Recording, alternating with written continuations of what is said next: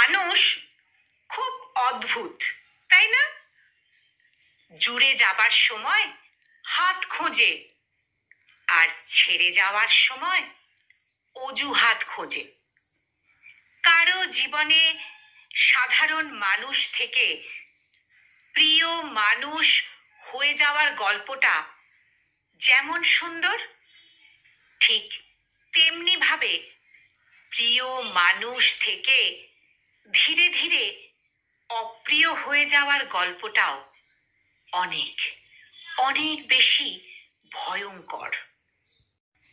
ভালোবাসার মানুষগুলো কেউ হঠাৎ করে চলে যায় না, ধীরে ধীরে আস্তে আস্তে জানিয়ে দিতে থাকে, আমি আর বেশি দিন তোমার নেই। হয়তো ছেড়ে যাওয়ার ইচ্ছাটা তার আগে থেকেই ছিল, শুধু একটা বাহানার অপেক্ষায় ছিল এতদিন। ফোনে দিন রাত বড় বড় মেসেজ দেওয়া মানুষটার SMS যখন ছোট হয়ে যায়, দু এক শব্দে চলে আসে, তখন তুমি বুঝে নিও হয়তো অনেকটা অনেকটা দূরত্ব তৈরি করে নিচ্ছে সে তোমার থেকে।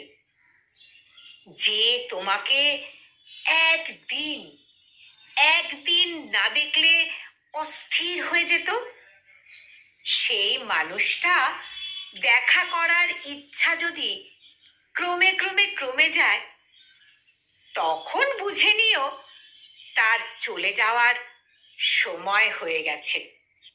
যে মানুষটা তোমার সাথে ঘন্টার পর ঘন্টা বিনা কারণ ছাড়াই কথা বলতে পারত, সেও যদি কথা বলা কমিয়ে দেয়, তবে বুঝে নিও হয়তো সে চলে যাবার সংকেত দিচ্ছে।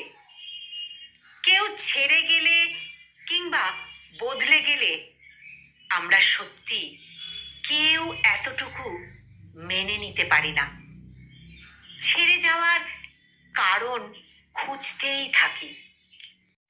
সত্যি বলতে কি, কেউ নিজের স্বার্থের জন্যই চলে যায়, আবার কেউ কেউ অপর মানুষটার জন্য নিজেকে বদলে ফেলে। ভালোবাসা যা কোনো কারণ ছাড়াই আমাদের জীবনে আসে। কোনো মানুষকে ভালোবাসতে কোনো কারণের দরকার হয় না, এটা ঠিক। কিন্তু কারোর সাথে কথা বলতে থাকলে, না চাইলেও, ভালো থাকতে না পারলেও অনেক কারণ এসে হাজির হয়। যে মানুষটা তোমার সাথে নিজেকে মানিয়ে নিতে পারছে না, তাকে নিজের সবটুকু দিয়ে যতই ভালোবাসো না কেন, সে আস্তে আস্তে দূরেই সরে যাবে। জীবনের সেরা শিক্ষাটা পাওয়ার জন্য কারো না কারো কাছে ঠকে যাওয়াটা বোধহয় খুব দরকারি। কি জানো তো, কেউই ব্যস্ত নয়। যার তোমাকে যতটা প্রয়োজন, সে তোমাকে ঠিক ততটাই গুরুত্ব দেবে।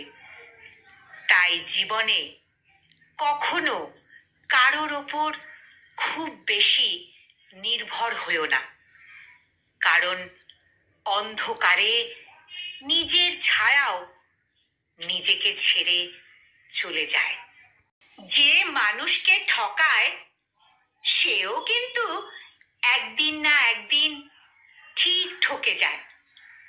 যে মানুষকে কষ্ট দেয়, সেও কিন্তু কোনো না কোনো দিন কষ্ট পায়। শুধু পার্থক্য হলো দুদিন আগে আর দুদিন পরে। কাউকে কাঁদানোর আগে একটা কথা সব সময় মাথায় রাখবে, চোখের জল কিন্তু আপনার জীবনে অভিশাপ হয়ে ঝরতে পারে। এই মোটিভেশনাল বাংলা কবিতাটি উচ্চারণে আমি নিবেদিতা।